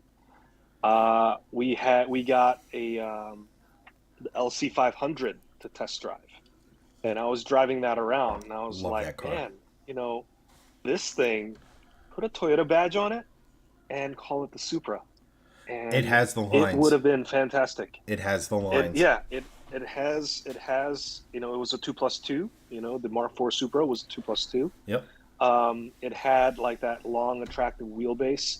It was wide, and the LC500 had a V8, not an inline six, but like I really wouldn't mind if if the next generation Supra was a V8 instead of an inline six. I'll take that. But I think that could have been like a proper Supra successor, I mean, yeah, especially was if a rebadged LC500. I think a lot of it is like, okay, so that car starts not too far off of 100,000. It's steep. I mean, it's expensive. It was an expensive car. I think they like start somewhere around 90, um, and like they could easily go over to like the 100K range. I'll just head on over to their site right now. Yeah, it starts at 94. So like Um, there's just the so like at that price, right? I mean, I'm not saying you couldn't Toyotify it a little bit, maybe get rid of that touchpad just for the sake of humanity. Um, but like we're talking about now a car that you could take a Mark V Supra and a Nissan Z, put them together, and it equals one of these, right? So like, it is a mhm. very expensive car. Now, like, could they have? Is there something about this chassis that they could have done something with, and say, is the body's all aluminum or is it composite? I don't know, but But like, could they say I feel make like the? it's aluminum. Could they Yeah. say save on materials here and there? Could they get this car down to you know 60, 70,000 dollars? Because the Supra is not supposed to be a cheap car. It wasn't a Yeah. cheap car once it separated itself from the Celica. It was I $40,000 mean, it back was in, $40,000 in the 90s. yeah, that's it, in late '90s, early 2000s money. So Yeah. it was not a cheap car. So, but so like, could you? Oh, carbon fiber. Um, so like, I think you could have done something with this. Maybe come up with a different body that wasn't so, maybe steel doors, something like that to save cost on material or something, right? Figure out a way to Yeah. get it down, and then, maybe. I was right there with you. I thought, wow, this feels like this feels like it started life as the next Supra and then got too expensive to be a Supra, so they slapped a Lexus badge on it. That's kind of my Yeah. thought on this vehicle. But it has great, the amazing 2UR V8. That is arguably one of the best V8s made in a long time to go, Hmm. and that's in I agree. everything. So that's like IS 500, RCF, like that is just an amazing engine. And Yeah. yeah, like who knows? I mean, you could have built something like this, but like I think you said that the father of the Supra, or your dinner date that one night, Tadasan. yeah, Yeah. said that there is no Supra without a straight six, if I remember correctly, or I'm paraphrasing, but Yeah. Yeah. um, I mean, like, I I don't agree with that. I don't, because look at its what's the Supra's I biggest feel rival in like, Japan? It's the GTR, what's right? that? What's the Supra's biggest Oh rival yeah. in Japan, right? It's the GTR. It's the Sure. Skyline, Yeah. right? And they were like, Yeah. nah, it doesn't need a straight six. Let's just build this insane V6 in a hermetically sealed lab. And Yeah. nobody was clamoring for the RB when the Yeah. R35 came out. Nobody. I mean, granted, Yeah. we're not we weren't privileged enough to get the 32, the 33, the 34, so there wasn't really that heritage in this country. There was more of like, I played it on Gran Turismo. Ooh, it's 25, the 25-year rule. I just saw one driving another, like, we didn't really grow up with it like we did the Supra. But Yeah. like, I don't think it matters. I think if you put a great engine with a great soundtrack, you evolve with the times. Like the original like I think the original Supra had a very small straight six, and then they even had like like then the Supras split, right. The Mark III had, we got the 7M, and Japan and elsewhere got the 1J. So like, I mean, okay, it's still a straight six, but the 7M compared to a 1J is crap. They handle some Mm. power, but like they're not a JZ by any. I mean, very few straight sixes are, but I don't know. Like, Hmm. I feel like they could have put a great engine in there with a great soundtrack. That would have been a key part of it, because they couldn't just put in like a pissed off four cylinder or something. That nobody would have bought that. I Yeah, I think this is just me being a cynic about this, but it's like it fit the narrative, you know. It's like it's not like they began the super project by saying this has to have an inline six. That came out to being just like, oh, we've got this potential partner in BMW and they make inline sixes, which was what the old Supra had, Yeah, more you of an know. Because explaining like it, if you go with that logic, why is the Supra a two-seater only? right? Or no You know, manual. it's Um, yeah, or no manual, yeah, and well, that's remedied now. But right. again, I think it just fit the narrative. I I really don't know why they didn't go, make the LC 500 into a Supra. Again, maybe it was the cost kind of thing, but I think that there would have been much more respect for the Supra had it been just a rebadged LC 500, Yeah. because then it it looks more like the Supra. Now, do you think that would pull You know, sales away from the LC because the Supra is the more iconic nameplate and LC was just something they kind of made up?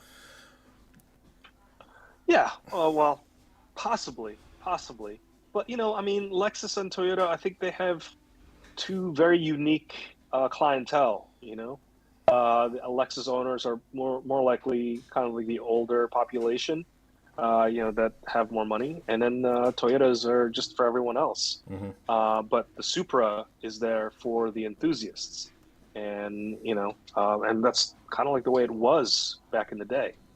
I mean, it was hard to afford the Supra in the '90s. Right. I mean, that's the reason why it died off. Yeah. Well, that was also part of the Um, reason why like everybody explains that like when Toyota's left alone to engineer their own sports cars, they do a great job, but don't stay within budget.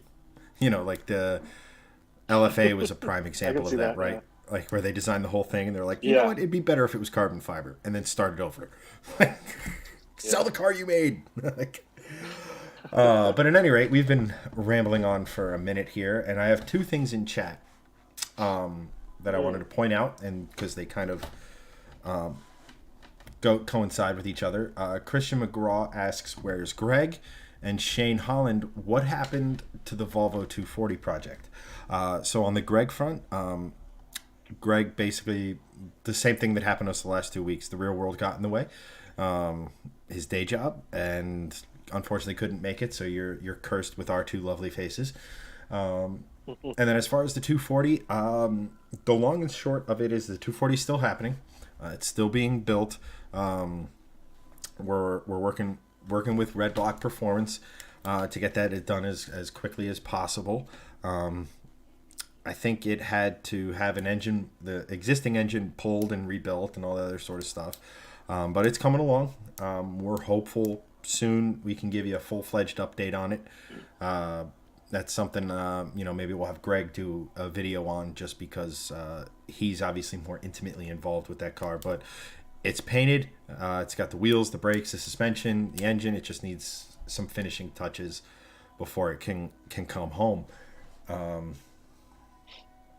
Let's see here.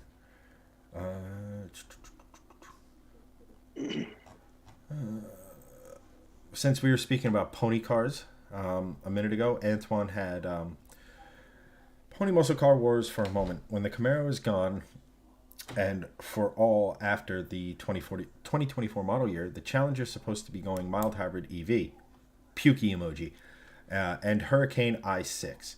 The Mustang is the only of the wars keeping its EcoBoost and Coyote carryovers. but we still don't know what the uprated horsepower and torque will be on the S650. Don't expect too much on that front. Just my gut feeling. If you noticed when the S650 or S550 came out, the kind of the Bullet came out with the Gen 3 Coyote, and that made 460. That made it into the Gen 2 S550 or the facelift car, and then they upped that again when putting it into the Mach 1. So I wouldn't expect. I would expect a little bit more power, but not by a lot, especially on the EcoBoost front as well.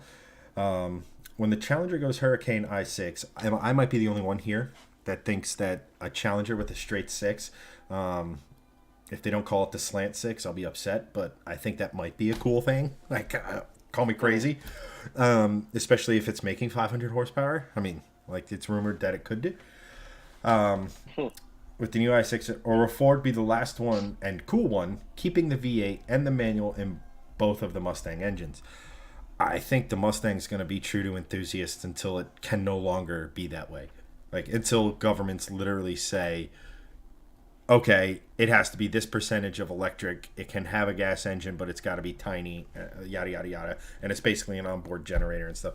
The Mustang will always stay true to that just because that's what the Mustang gets it. You know, it was a little bumming to see the new GT500 with a dual clutch, but I got to be 100% honest. Most people, it's almost borderline irresponsible to sell the general public something with over 600, 700 horsepower and a manual gearbox. I'm not trying to be like an old curmudgeon or anything like that, but that is a lot of power and all it takes is you just releasing the clutch a little too fast. And even the most seasoned manual drivers would do that, or in wet weather and stuff like that. Like, having the nanny of an automatic is a good idea in those types of cars. Yeah.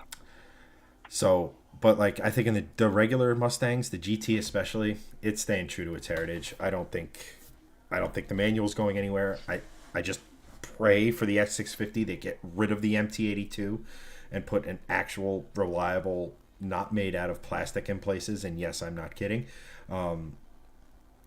Transmission in there, so that, I mean, because what else can you say about those Mustangs other than the transmission are somewhat unreliable to the point where Ford owners actually filed a class action suit against Ford, and the diff kind of overheating under extended track use. And when I say track use, I mean like road courses and things like that. So, yeah.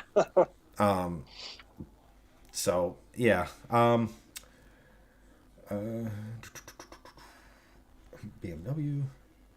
Antoine also asked, I forget if we touched on this, so Hanson, please feel free to correct me. He, basically paraphrasing, why don't we move to Florida? Because my family's up here, my day job's up here, and Yeah. just I'm too rooted in northern New Jersey. It's just the way it is. Like, I would be Yeah. uprooting my whole life moving down south. So Yeah. I'm kind of digging further roots into New Jersey too, you know.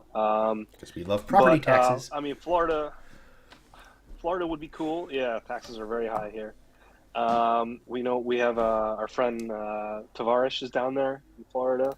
Um, but in terms of like the car scene, I don't think it's as, I may be wrong, but I don't think it's as good as up here. The car scene in Los Angeles is like the best, right? Like, you talk to all of these other like people in the automotive industry and automotive journalism. It's like there's a lot more things that you could do with cars, just because the weather is so awesome out on the West Coast. So that car scene's pretty good. The New York car scene, it's like, in terms of having access to like the press cars and stuff, it's like nice being up here. I don't know what it's like down in Florida, but yeah, it's like you could probably do more car related things down there too, which is, that's a nice thing. But yeah, the property values, the lower taxes, that is pretty appealing with Florida. But unfortunately, yeah, I'm like too rooted in here right now again with the day job and everything, and the family. So Yeah. maybe in the future. Yeah, I mean, plus, like, reason you see a lot of automotive YouTubers in states like Florida, Freddie Tavares being one, Cletus being another. I think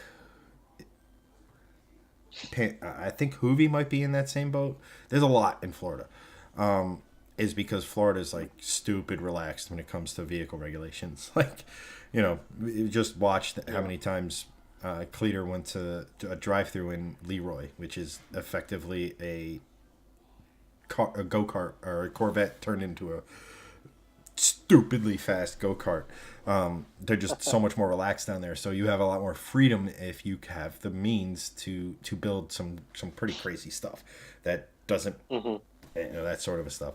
But yeah, for better for worse, New Jersey's my home. My friends, my family, everything's up here. So maybe someday a second place in Florida, but I don't see me venturing too far out of the Northeast, even if the winters suck. Yeah, the winters do suck real bad around here. It's the salt. The salt is a killer. The salt is bad.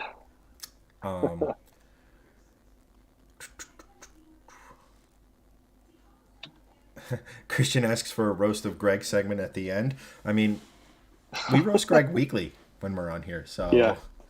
I mean, it'd be kind of bad because he's hurting a little bit. The old man's got some back issues, so Yeah. we'll give him the night off in all things tonight. So, Doug asks, will all three of you guys be at Carlisle this weekend? This weekend, wow. Well, based on that response, you should know that I will not be there. Weekends in the spring and summer are just almost impossible for me to get off in any extended frame. And I don't think you're going either, right, Hanson? No, I'm not going to be there. I'm not sure if Greg will be there, but I know he was making plans to get there. Planning on it. Yeah. So, yeah, maybe you'll see him down there. We'll see. Yeah. If his back's okay. Yeah. Let's get some thoughts. Let's get some pray hands in chat, whatever that is. I thought it was a high five, but apparently it's prayers. Oh yeah, well, makes for some awkward moments. I'll try it again. Nope, wrong one. There you go. Yeah, editing team will fix that. Oh well, yeah. Antoine asks about he thinks he was watching something, possibly Matt Moran, last week or the week before. Do you know that there's a Nissan Skyline in Japan? Yes, it's like you said, it's basically an Infiniti. And is it coming over here under the Nissan badge? There was a report in Carbuzz that it's going to Canada as a car, and then I think a trim level in the U.S. or something. I perused the article just as that sort of a thing. But I mean, that's a really cool name. Skyline creates a lot of buzz if you're our age and grew up on Gran Turismo. Yeah. But there's also like an element. It would be cool to see a Skyline. What is this? The midsize sedan, the Q60 or Q? Yeah, Q60 or Q something. It's. It would be cool to see a high performance variant of that called the Skyline. Mm-hmm. But who knows? It's weird. Canada got it's an awesome name, right? It's like a legend. It's kind of a. Well, I mean, like even if you didn't know what the name meant in Japan, what the car represented, the Skyline GTR, just in general as a name or as a word, it's a cool word, Yeah. I'd love to be driving a Skyline. So I think they totally missed the boat for in not naming the R35 GTR the Skyline. Yeah, I mean Japanese cars have some really cool car names. Oh. The Cappuccino, I mean that's cool. Says you. Maybe not. Judging from your reaction, that's not a cool car. I don't really. But the Fair Lady, right? Yeah. Fair Lady Z. That's because I think that's either the CEO of Nissan or something actually went and saw My Fair Lady is yes, and fell in love with it. Yeah. The Yeah, Supra's a great name. Celica is a great name. Like, there's a lot of good exactly. name. It's not like the Germans who are just like, yeah, this is has 4 liters and it's our mid-sized car. We shall call it the 330. Lack of imagination. Yeah, the alphanumeric naming culture that is a lot of Yeah. these. It's no, it's cool, and I mean even some American companies fall into it, but like there's always those cool stories. Like, the Camaro, its project name was Panther, and then at the Mm. last hour they changed it to Camaro. And when asked, either the head of the program or the head of Chevrolet said, when they asked, "What is a Camaro?" and it's a large predator that feeds on Mustangs. Like, we need more of that. We need more of that, where Yes. it's like Yeah. like the T Rex having the scene from Jurassic Park under, I think, the engine cover of the T Rex just destroying the raptors. Like, Mm. we need more Easter eggs like that. Right. We need There you go. the new Nissan Z to have some sort of dig at the Supra or something, like just all these little things that, like makes car culture fun. Like, it gets so serious with Yeah. 0 to 60s and Nurburgring times and stuff. Get the fun back in, you know. Christian says it was probably that 4 hour wheel change that did his back in, huh? Well, he went to the track after No. that. Yeah. He's still in progress of putting his fourth tire on, so he had to take a break because his back was hurting. I Yeah. can confirm he had 4 tires on the. I wish I had filmed it. We're waiting in line, and I had kind of checked all my pressures and stuff, but I had done it the day before. We're in the lines, like the staging area at the track strip, and he just pops out of his car holding this, long box or whatever, and it was his torque wrench, and he's like, "Don't mind me," just and goes around and makes sure. I mean, it's the smart thing to do if you're not sure, but like, it was just funny. Yeah, It was sure. just funny. What he's over, Of all the rest of course. us are like checking tire pressures and stuff like that, and he's just click, click, Yeah. click, click. Is But that thing is, if we could speak about the Pulse, that thing shocked the hell out of me. I mean, granted, it's a point and click car, and Yeah. let me put it to you this way: you or I could get into that car and get within a tenth on the same night of Greg in that car, Oh, right? sure. Sure. Where it'd be a little bit different in our cars. And I'm not saying it's good or bad. That's why, like, a top fuel dragster is an automatic. It's just better for the job. Mm-hmm. Mm-hmm. But like, and it was funny, and he didn't get it on camera, but we were sitting here and we were talking about it, and like his secret weapon was launching in second gear. I thought there was a fuse you could pull that turned the boost controller off or something. I don't know, but at any rate, and we were looking at this short track, and it was faster than the short track, and I'm talking to the eighth, and it was faster. So to the eighth, or just before that, than it was launching in first gear, and I kept telling him, like, you should, if you're, as long as you're okay with launching it in second gear, right? Like, I get that puts a little extra stress on all the components and stuff. I go, if you're okay with that, you should mess around with shift points, because I think you can get a 3.2 out there just by shifting a little earlier or a little sooner. I think it does the typical Volvo turbocharged thing of falling flat on its face after 6,500 or 6,000 RPM, which is either Yeah. a tuning thing or more than likely just the small exhaust housing on these turbos. But yeah, just out of the box with no mods and like 20-inch rims, where he couldn't even futz around with the air pressures, right? To get himself just that extra bit launch. Right.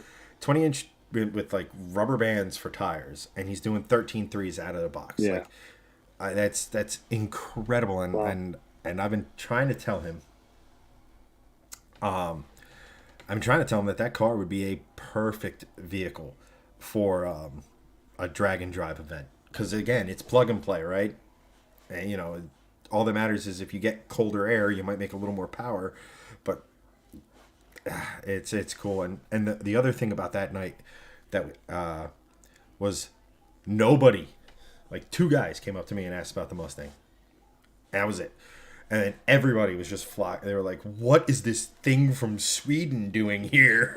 What is this wagon? And people were Yeah. coming up, and they were like, and the one dude was astounded by the fact that the 20-inch wheels were stock, or the six pot Yeah. brakes on it and stuff like that. Like it was Yeah. really cool to see guys like fall. And here's the other thing: people were walking right past a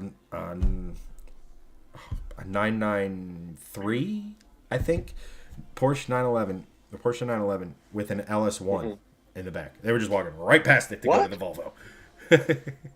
Wait, Yeah, what? there was a That yeah, that doesn't mean they like I don't fit get an like I don't LS1. think a lot of people like well for starters like so I don't know how much you remember when you're in the staging lane. A lot of guys just pull up and shut the car off, pop, and then to cool the engine bay with the Yeah, hood open. sure. So it wasn't really running, so you couldn't really tell. And it's stock engine, stock exhaust manifolds, muffled exhaust, so it wasn't really screaming what it was. It just sounded like Yeah. an engine, like LS1s can. But yeah, it was. And there's and it the craziest thing to me is LS1 adapter plate, 1970s Porsche transmission. Like, Interesting. and it handled it pretty That's good. wow. It was a really cool car, and like I said, guys, just what is that wagon? And like I was Yeah. like someone you should know something's up when someone's drag racing a Porsche, right? Like you don't Yeah. see these things in straight line. Like come on now, but no, it was a really cool night. Like and that's part of it, right? Like I met some cool guys who just happen to have Coyote powered trucks from our F-150s, and they were just out having a good time, like just having fun, like and that's Yeah. the beauty. Like any Yeah. some guy who was lost and had his Nissan Altima 2.5 liter, just like, yeah, I'm gonna do this, but what does this 14.0 mean on here? I go, probably it means that you can't go faster than a 14.0 because of your helmet, but that car's not gonna do anything faster than a 16.0, so you're fine. But But yeah, in like in a sea of like pony cars, muscle cars, when a guy shows up with a Volvo that normally belongs in a mall somewhere, yeah, and this Volvo happens to have big wheels and really interesting brake hardware, yeah, there's got to be something really special in there. So that probably caught people's eye. yeah. Um, No, it was and then your Mustang, which feels very much at home at the drag strips, like, seen that before. well, it's fun. So at one point there was a GT500 in front of Greg's car, my Mustang, and then off to the left of us, like right next to us, was another 5.0 and another 5.0 putting air in their tires because they were leaving for the night. But there were four Mustangs around the Volvo at one point. Like, to your point, yes, it is very much at home there. Mustangs Yeah, were aplenty there. So it was like I said, it yeah, was a really cool experience. Um, yeah. let's see here. Cool. What did we miss?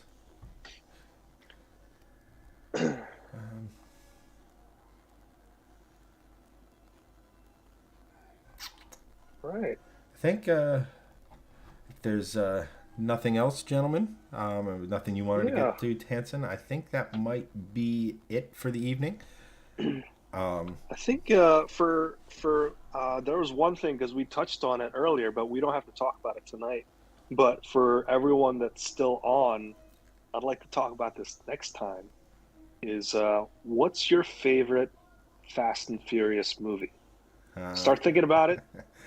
You don't have to put it down for this yeah. week because it's already late. There's probably a very few of us, but start thinking about your favorite Fast and Furious movie, and if you want, you can rank it too, from best to Maybe worst. we should do a tier I already list. have my favorite. Yeah, we should do a list. Yeah, We should do a absolutely. list, Absolutely. and because there's going to be the 10th one is coming out next year. It's I don't something know, like that. I don't know. They or just, I think the they're still director filming just it. I left the think project. So, yeah, over it's fine, creative right? differences, I guess one guy thought the laws of physics Yeah, should apply and the other didn't. yeah. I don't know. But yeah, that's a great. Gosh, I was really looking forward for the 10th Fast and Furious to be really good. It turns out it's just the pod racing scene from Star Wars. Yeah. It's like, wait a second. Hold on, real quick. Antoine wants to. Okay. Uh, one, Hanson, are you going to the Lotus Emira press launch? And two, what do we think it's going to be? Where do you think we think it's going to fall into the competition? Oh, It's an electric supercar. It's gonna melt faces. I mean, yeah. that's it's Lotus, so I don't know how you simplify. Well, you simplify by making it electric, but adding lightness with a battery. But it's gonna be the fastest Lotus ever. It looks great. It's a different type of vehicle, and there's less engineering in an electric car. I mean, Hanson's probably going to correct me, but so it's less for them to worry about and try to rob other parts bins and have the fit and finish suffer. It's actually it's actually not an EV. The Amira is it's a turbocharged four-cylinder unit from AMG. What But was I thinking to of? answer What's the the? first question, All right, now this is going to you bother you me. might be talking about the Avaya, I think. Yes. Um, the Avaya is I'm looking at their website now. Yeah, the Avaya. Stop making your cars sound all the same. But yes, you're right. You're right, Hanson. You, Um, you, you obviously pay more attention to them than I do. So the the yeah, unfortunately, I'm not invited to their to their press event, but I don't know. I feel like Lotus is kind of like in the market of their own. It's like guys who love or people who love the Lotus cars. They tend to stay in that market. So I don't know. It's a fairly small market. Um, I personally don't care so much about them. Like, I love the Exige and the Evora looks pretty cool, but I feel like the Exige was kind of like the last really cool one. I really like the Elise, and the Exige was really cool. yeah, In those fact, were actually, I last think the the last like the last Lotuses. Elise was Like where yeah it was just yeah right. how much weight can we take It out? was just them. It's about the driving Yeah. experience, nothing else. Like the Exige started going into the trying to compete with like the Boxster and the Cayman and things like that, and they started trying to go through like all that other stuff. I think the thing with Lotus is they've always looked really good, in my opinion, Hmm. but they've always been a flawed car. Whether it be strictly from reliability because they're sticking to the Colin Chapman of no, make it lighter. If it breaks, it breaks. That goes all the way back to their days in F1, or just like some of the fit and finish. You pay X for a car. You either want it to be singularly focused on being insane in a straight line, or Hmm. not in a straight line, but on the track. Whether it be just a track day weapon, all this other stuff, like singularly focused on that. But when you start trying to take it out and compete with the likes of Porsche and the Cayman and stuff like that, you then have to match them fit and finish wise, which I don't think Lotus ever has, personally speaking. But it'd be interesting to see. I would absolutely not say no if given the opportunity to drive one. Yeah. I'd love to be proven wrong with their new range of cars. I'd love to see a Lotus that can actually compete in the marketplace more than just a niche. But we'll see. Hmm. But I think Yeah. yeah, like because Lotus is always like Colin Chapman was an interesting individual. Lotus has always been kind of cool, but they need to up their game, and I'll leave it there. Yeah. Sounds good. Alrighty, well, Um, yeah. See, last minute shit talk your way into being invited to press debut. Lotus proved me wrong. Yeah. I It's think the like, head I of don't know Lotus is about one of this our one, 13 Lotus. You're viewers. gonna have to really impress me. Invited. Do you know who I am? I'm Hanson Luckman. You've seen me on Yeah. Shifting Lanes, the premier internet reviewer. Oh gosh! All right, guys. Well, thanks for hanging out Yeah. with us, Hanson. It's been a pleasure as always. As Hopefully, always. Yep. hopefully Greg's on the Likewise. mend. But don't worry, Greg might be broken, but his car is still running perfectly. So the Volvo is safe. So Yeah. Volvoists, don't worry, Yes. the Volvos are safe. But that's it for me and Hanson tonight, guys. Thank you so much for watching, and we.